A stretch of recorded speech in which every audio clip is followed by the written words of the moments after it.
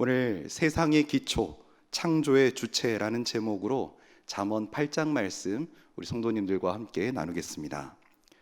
오늘 지혜의 여인, 여성령 지혜로 의인화된 이 지혜는 전 우주적인 관점에서 한 가지 이야기를 시작합니다. 이 이야기가 오늘 본문에서 세 가지 부분으로 나뉘고 있습니다. 먼저 첫 번째, 세계가 창조되기 전에 존재했던 지혜에 대해서 29절까지 말씀하고 있습니다. 두 번째로 창조에 참여한 지혜의 기쁨과 즐거움을 30절과 31절에서 언급하고, 마지막으로 32절에서 36절까지 지혜로 우리를 초청하고 있습니다. 오늘 이 세 가지 구분, 이 내용적 구분에 따라서 오늘날 우리 삶 속에 주시는 하나님 말씀을 함께 발견해 보시며 또 삶에 적용해 보는 시간 갖겠습니다. 먼저 첫 번째, 세계가 창조되기 전에 존재했던 지혜에 대해서 언급합니다. 여성으로 의인화된 지혜가 말하고 있습니다. 첫 번째 부분인 29절까지 말씀들을 통해서 자신이, 이 지혜가 전 세계가 창조되기 전에 존재했다고 그렇게 말하고 있습니다. 이 부분을 우리는 읽으면서 아마 창세기 1장 1절 말씀, 또 요한복음 1장 1절에 언급된 그 태초로 우리를 이끌고 있습니다. 오늘 잠언 8장에 언급된 이 지혜에 대해서 어떤 성경학자들은 이 지혜가 예수 그리스도다라고 이렇게 직접적으로 연결하고 있는 견해도 있지만, 사실 이 잠언 전체 맥락과 배경에서 볼 때 이 잠언 8장에서 말씀하시는 지혜는 하나님의 창조 사역의 그 전체 역할, 또 창조 사역을 진행하시는 인격화된 삼위일체 하나님의 속성으로 바라보는 것이 더 적당합니다. 결국 이 지혜는 창조 가운데 행하셨던 하나님이 하신 일, 삼위일체 하나님의 창조 사역을 생동감 있게 그렇게 그려내고 있습니다. 이 지혜가 22절에서 29절까지 이렇게 펼쳐지는데 좀 구체적으로 자세히 살펴보겠습니다. 창조 전에 삼위일체 하나님께서 이 지혜를 먼저 만드심으로 전 우주적 창조를 미리 설계하시고 계획하셨습니다. 우주적 공간과 지구를 지혜를 통해 만드셨고, 하나씩 하나씩 피조물이 만들어질 때마다 기뻐하셨음을 오늘 본문 통해서 우리는 알 수 있습니다. 그렇다면 이 지혜는 어떻게 설명할 수 있겠습니까? 세상의 모든 기초를 만든 이 지혜는 어떤 지혜입니까? 창조의 지혜입니다. 능력의 지혜입니다. 무에서 유를 창조해내시는 그런 하나님의 놀라운 지혜입니다. 만세전 상고에 땅이 생기기 전에 완전한 지식으로 완성되어 있었던 이 지혜를 통해서 하나님은 온 세상의 기초를 만드셨습니다. 이 창조의 지혜, 이 지혜를 놓치지 말라고, 이 지혜를 꼭 붙들으라고, 아담 이후로 하나님께서 너무나도 사랑한 사람들이 이 놓쳐버린 이 창조의 지혜를 하나님이 다시 만나고 품으라고 우리에게 그렇게 하소연하고 계십니다. 이 창조의 일들, 태초에만 해당되지 않겠죠. 창조의 지혜를 만나는 일들은 오늘날 우리 삶 곳곳에서도 일어날 수 있습니다. 이 능력의 일들, 무에서 유를 창조해내는 이 일들을 지금도 우리 가운데 행하시는 하나님인 줄로 믿습니다. 먼저 성경에 수많은 예들이 있지만 딱 한 가지 예만 들어 설명드리겠습니다. 구약 출애굽 시대에는 어떤 일이 있었습니까? 출애굽기 36장 1절 말씀입니다. 함께 읽겠습니다. 부살렐과 오홀리압과 및 마음이 지혜로운 사람 곧 여호와께서 지혜와 총명을 부으사 성소에 쓸 모든 일을 할 줄 알게 하신 자들은 모두 여호와께서 명령하신 대로 할 것이니라. 아멘. 한 번도 만들어 본 적 없는 그 경험, 그 한 번도 만든 경험도 없고 어디선가 본 기억도 없는 그런 성소의 물건들을 하나님이 만들어낼 수 있는 지혜와 능력들을 허락하셨습니다. 그런 기술들을 하나님이 택한 백성들을 통해 행하게 하셨습니다. 그뿐이었습니까? 아무것도 없는 상황 속에서 무에서 유를 만들어내야 되는 그런 상황이었습니다. 도면도 설계도도 없었습니다. 만들 재료 역시도 주어지지 않았습니다. 그러나 하나님은 모세에게 주셨던 말씀을 통해서 이스라엘 백성들이 자원하여 드린 헌물들과 헌신을 통해서 여호와의 영에 감동된 두 사람을 집중 사용하심으로 인해 하나님은 무에서 유를 창조하셨습니다. 만들어내게 하셨습니다. 하나님의 영광이 드러나는 일에 창조의 지혜를 허락하셔서 사람들을 통해 그렇게 사용하셨습니다. 창조의 지혜로 펼쳐지는 일들은 지금도 우리를 통해 펼쳐지고 있습니다. 의미 없게 느껴지는 인생 속에 죽은 영혼으로 살아가던 사람들이 창조의 지혜자 되시는 예수 그리스도를 만나 죽은 영혼이 살아납니다. 사랑이 완전히 없던 곳에서 메말라 버렸던 그 심령에 예수 그리스도의 사랑이 심겨지고 자라나며 열매 맺어 나눠줄 수 있는 그런 믿음의 사람들로 변화되는 일이 일어납니다. 소망 없던 곳에 주님이 주시는 소망이 일어나며 가치 없던 곳에 이전에 볼 수 없던 가치가 보여지게 하십니다. 이렇게 새롭게 볼 수 있는 시각들을 열어주시고 안목이 생겨져서 무에서 유를 창조해 내시는 일, 누가 하시는 일이십니까? 우리 창조주 하나님이 우리를 통해 하시는 일인 줄로 믿습니다. 무엇 때문입니까? 창조의 지혜자 되시는 우리 주 예수님을 만나면 이런 지혜를 경험할 수 있습니다. 우리가 이 창조의 지혜를 전하는 축복의 통로로 쓰임받기를 간절히 소망합니다. 최근에 여러 장례식과 또 병원 신방을 할 때면 참 기가 막히게 하나님의 일하심을 보게 됩니다. 어떤 일들이냐? 인생의 눈으로 보면 이 질병 참으로 안타깝고 그지없는데 하나님이 이 질병을 통해서 한 가정이 구원받는 일들을 보게 하십니다. 이 질병을 통해서 한 가문 전체가 예수께로 나와 복음이 증거되어지고 한 가문이 변화되는 일들을 보면서 인생의 눈으로는 참 한계 지을 수 있는 일들인데 창조의 능력자 되시는, 창조의 근원 되시는 우리 하나님은 그 모든 것들을 이용하여서 하나님의 구원 계획들을 펼쳐 가시는구나. 한 명의 한 가문이, 한 가족들을 구원해 내시는구나. 그런 감동들을 사역 가운데 경험하고 있습니다. 이 일들이 그 가정에만 일어나는 일로 그치는 것이 아니라 이 자리에 함께 예배드리고 있는 우리 모든 성도님들에게도 펼쳐지는 창조의 지혜, 그런 능력들이 경험되어지시기를 간절히 소망합니다.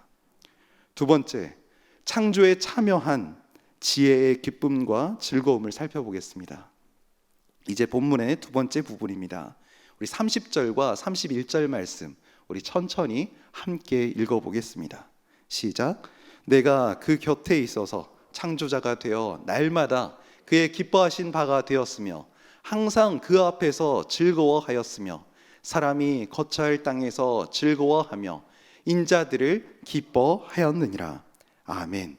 오늘 잠언 8장의 하이라이트에 해당되는 부분입니다. 지혜가 창조가 완성된 이후에 가장 감격스러운 순간을 맞이합니다. 하나님의 친밀한 동역자가 되어서 창조의 모든 과정을 마친 후에 기뻐하며 즐거워하고 있습니다. 의인화된 지혜가 춤을 추며 감격에 겨워서 소리치는 모습, 이 세상에서 볼 수 없는 만족스러운 표정으로 춤추며 기뻐하는 모습이 연상되어집니다. 표정은 어떻겠습니까? 하나님의 창조 사역으로 인하여서 흥분하고 고무된 나머지 하나님의 임재 가운데서 정말로 진실로 행복해하는 모습이 그려지고 있습니다. 어떤 말씀이 생각나십니까? 오늘 잠언 8장을 보면서 저는 창세기 1장이 떠올라졌습니다. 하나님이 보시기에 좋았더라. 하나님이 보시기에 좋았더라. 자신의 작품들을 창조하신 후에 나오는 감탄의 언어였습니다. 첫날 하나님 보시기에 좋았더라. 셋째 날 하나님이 보시기에 좋았더라. 하나님 보시기에 좋았더라. 넷째 날도 다섯째 날도 그리고 마지막 날에는 총 7번을 언급하면서 처음부터 끝까지 7번을 언급하면서 마지막 날에는 어떤 표현을 더 하십니까? 하나님 보시기에 심히 좋았더라. 하나님의 감탄어를 통해 우리가 그런 표현을 할 수 있는 믿음의 사람들 되기를 원합니다. 하나님이 만드신 피조 세계를 우리는 살아갑니다. 이 피조 세계를 살아가면서 어떤 감정들, 어떤 감격 가운데 살아가고 계십니까? 하나님이 온 세상 만물을 지으시고 사람을 지으셨으며 기뻐하고 즐거워한 그 감격이 우리에게도 온전히 흘러넘치기를 기대합니다. 오늘 이 본문을 접하면서 생각난 일화가 있어서 소개해드립니다. 먼저 첫 번째 일화인데요. 저는 이제 해리단길을 넘어 해동초등학교 근처에 살고 있는데 매일 그 해리단길에 그 끊겨진 철길을 날마다 지나갑니다. 주말 되면 사람들이 얼마나 많은지 모릅니다. 특별히 10대, 20대가 그 철길에 뭐 볼 거 있다고 햇빛 맞으면서 막 온갖 포즈를 취하면서 사진을 찍는데, 저는 그냥 무심코 지나가는 길에 뭐 하는 거지라는 생각이 솔직히 들었는데, 지나고 나서 그 모습들을 보니까 내가 무심코 지나쳤던 그 일상에 대해서 그 누군가는 그곳 그 장소에 찾아와서 감격하며 기뻐하는 모습을 통해 내게 잊혀진 일상의 그런 감사들, 그런 모습들은 없는지, 참으로 좋은 환경, 멋진 풍경을 살아가면서도 아무런 느낌과 감정 없이 하나님에 대한 그런 자연을 보면서도 감동 없이 살아가는 내 모습은 없는지 발견하게 되었습니다. 또 한 가지 일화인데요, 2년 전쯤 딸아이가 5살 때였습니다. 유치원에서 한 동요를 배워왔는데 아침이고 저녁이고 똑같은 노래를 무한반복 18번으로 불러댑니다.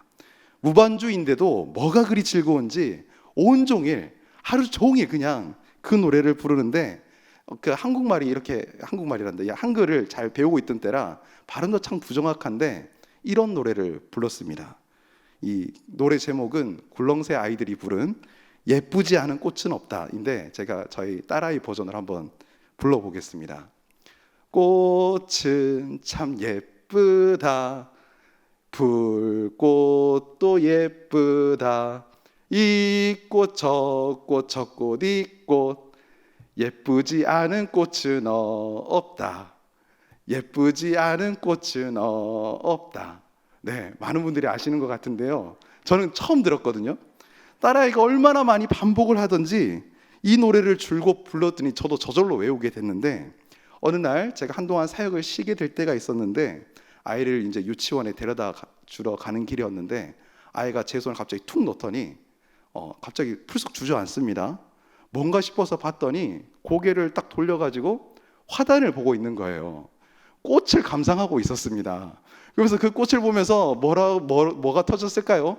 또 노래 부르기 시작합니다. 꽃은 참 예쁘다.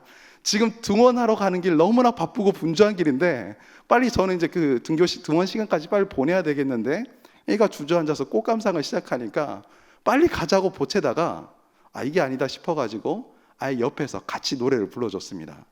그 한참 공연이 끝난 다음에 아이가 제 얼굴을 보면서 하는 말, 아빠 이 꽃 참 예쁘지? 라고 하면서 저도 막 공감을 하면서 그래 진짜 예쁘다 한데, 공감한과 동시에 또 두 번째 2절이 또 시작됐습니다. 다른 꽃을 보면서 또 꽃은 예쁘다. 네. 아이를 이제 데려다 주고 돌아오는 길에 이 노랫소리가 제 귓가에 계속 맴돌면서 아이의 멘트가 제 마음에 남았습니다. 아빠 이 꽃 진짜 예쁘지? 네, 이 경상도 사투리를 언제 배웠는지, 아빠 이 꽃 진짜 예쁘지? 그 바쁘고 분주한 등원 시간에 그 시선을 뺏길 정도로 이 아이가 뭐가 분주하겠어요? 노래 부르던 노래에 맞춰서 주변 시선에 시야를 뺏겨서 그 꽃을 보면서 감상을 하고 있는 이 아이를 보면서 느낀 점이 참 많았는데, 제 아이가 이런 감성을 가졌다는 것에 감사하면서도 한편으로는 꽃을 그냥 지나쳐 왔던, 잊혀지고 무뎌진 저의 감성을 또 발견했던 시간이었습니다. 그리고 아이한테 꼭 전해줘야 할 말을 나중이라도 꼭 전해야 되겠다는 생각이 들었습니다. 어떤 말이었을까요? 하원아, 이 모든 꽃들, 이 아름다운 꽃들 하나님이 지으셨단다. 이 꽃들 우리한테 감상케 하시려고 하나님이 작품으로 우리에게 선물로 주셨단다. 저뿐 아니라, 아버지 된 저뿐이 아니라 여기 계신 우리 모든 성도님들이 우리 세상 가운데 보내신 삶 속에서 창조주 되신 우리 하나님 아버지를 소개하러 또 들려주셔야 될 그런 말씀인 줄로 믿습니다. 우리는 얼마나 감성이 무뎌져 있는지 모릅니다.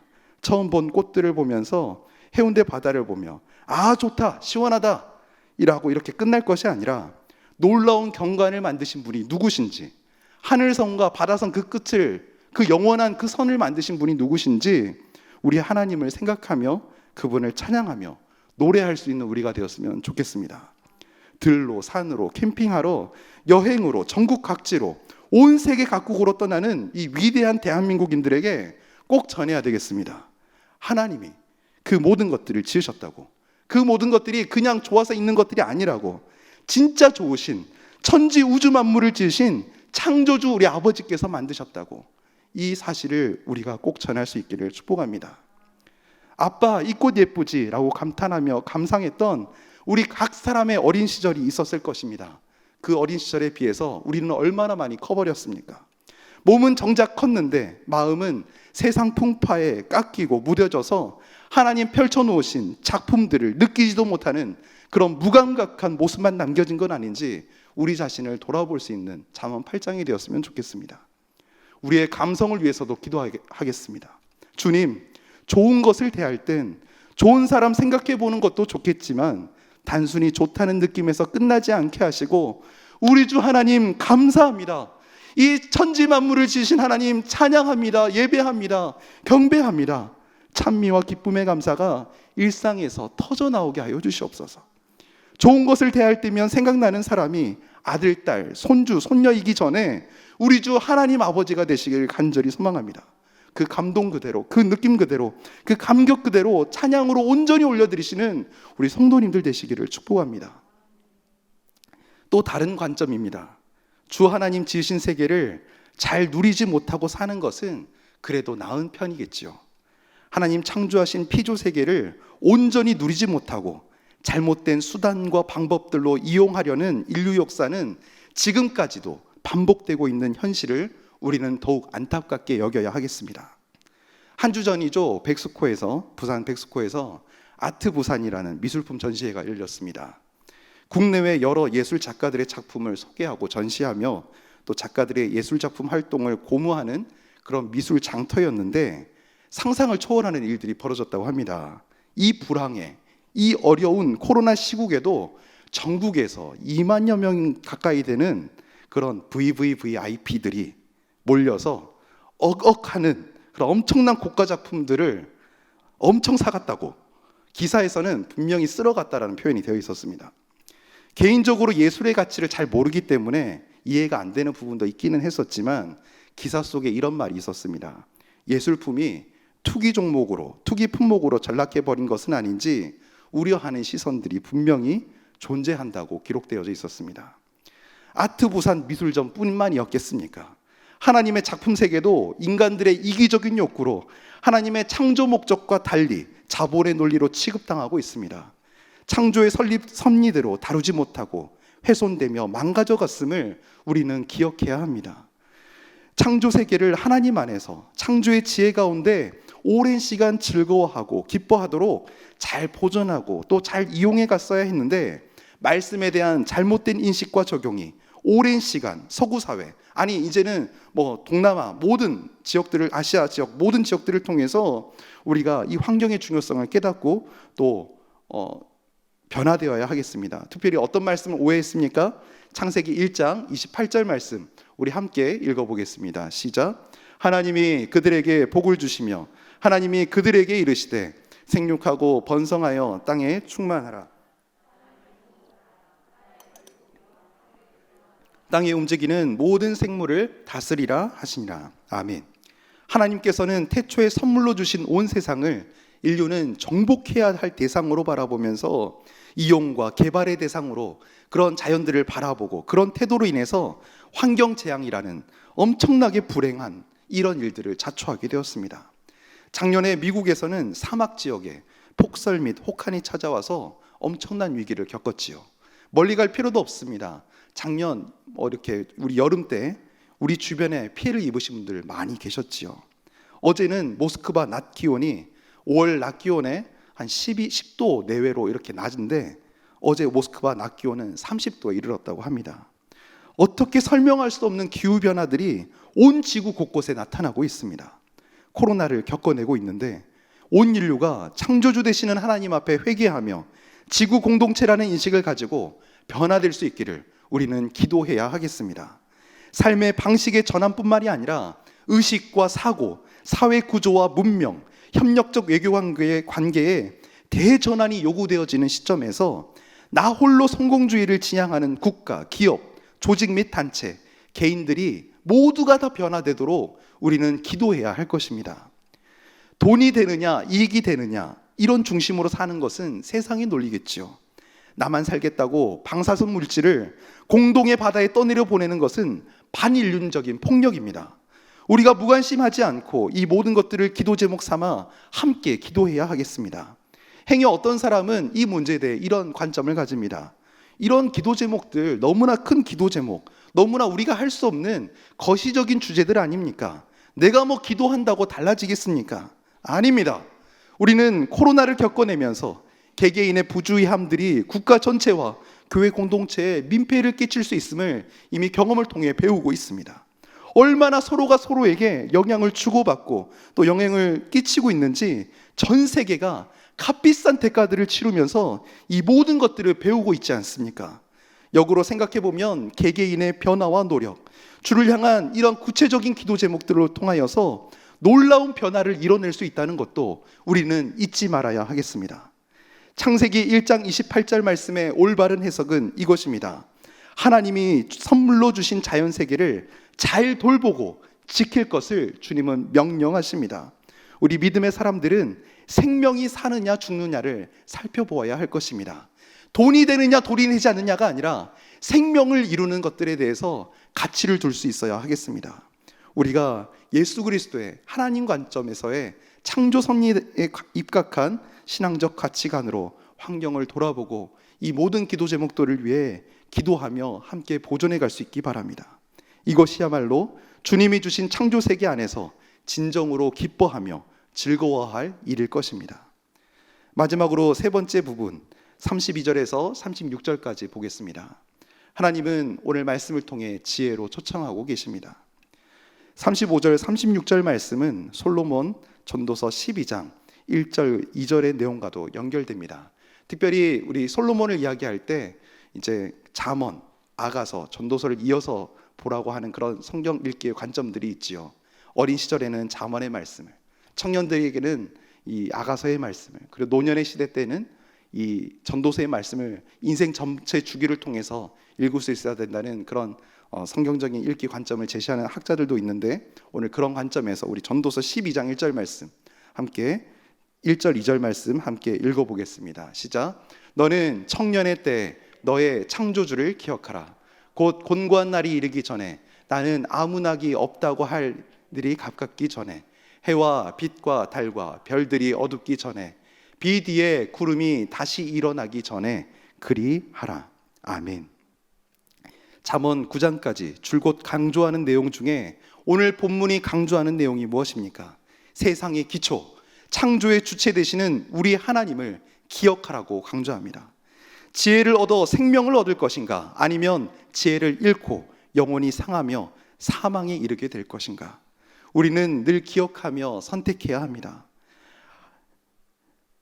하나님은 생명의 길, 한 가지 길은 생명의 길, 다른 한 길은 사망의 길입니다. 지혜가 우리에게 요구하는 그 길은 쉽지 않은 길입니다. 우리가 포기해야 하는 많은 것들은 우리가 간절히 원하는 것이거나 삶을 더욱 편하게 만드는 것들일 수 있습니다. 우리가 가야 하는 생명의 길은 더 힘든 일이고, 또 어쩌면 육체적으로 뿐만 아니라 영적으로, 정서적으로 더 감당하기 어려운 일일 수 있습니다.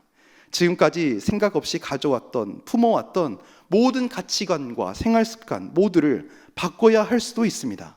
그렇지만 그 결과를 놓고 볼 때에 그 힘든 경주는 끝이 어떠한가를 생각한다면 충분히 도전하고 변화를 위해 힘써 볼만 합니다. 사랑하는 주의 성도 여러분, 오늘 잠언 8장 말씀을 통하여서 어떤 길을 선택하시겠습니까? 주님 주시는 창조의 지혜로 주님이 기뻐하시는 삶을 살아가시기를, 주님의 창조 세계 가운데 즐거움과 기쁨을 누리시며 참 주님이 기뻐하시는 인생 되시기를, 또 창조주 하나님을 기억하며 모든 삶 속에 여호와 경외를 선택하시는 주의 성도 되시기를 간절히 축복합니다.